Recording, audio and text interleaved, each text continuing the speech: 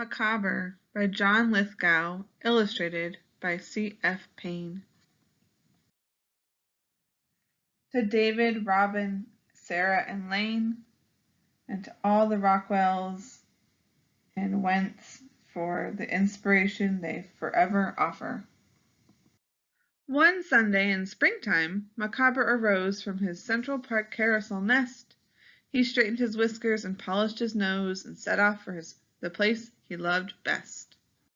He scampered past pigeons and poodles and geese, past boathouse and band shells and zoo, past joggers and skaters and mounted police, to a palace on Fifth Avenue. For inside was a splendid collection of art, a sight for a squirrel to treasure, a feast every week for his eyes and his heart, which Micawber could savor at leisure. Through the windows he'd gaze at Van Dyck and Van Gogh, appraise every Rembrandt and Titan.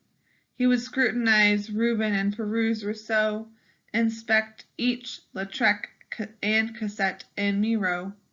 He would find a new favorite each time he would go, and nobody charged him admission.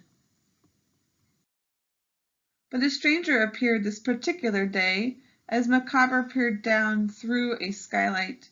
She stood at an easel beneath a Monet that depicted a haystack at twilight. Micawber observed her for hours on end as she copied each texture and shade.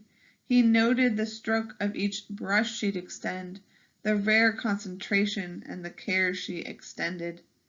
She'd become his unwitting and unknowing friend by the time the day started to fade. So he hid in the box where her paints were all stowed, while she bicycled home unawares. Then he sneaked himself into her modest abode as she hauled her equipment upstairs. From the box after midnight the stowaway crept, stretched his limbs and adjusted his eyes, and while his beguiler contentedly slept, he rifled through all of her supplies. Micawber's dull life, with its tedious toils, all at once seemed 100 times duller. As he straddled a palette and squeezed out some oils, he discovered the wonders of color.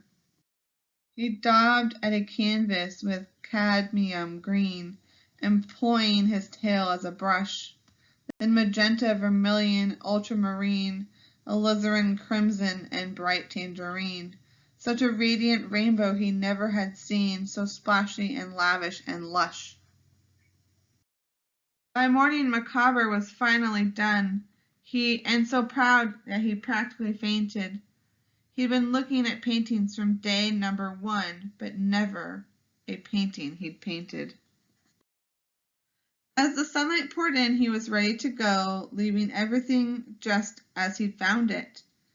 Through the transom he scrambled, his canvas in tow, rolled up with a shoelace tied round it.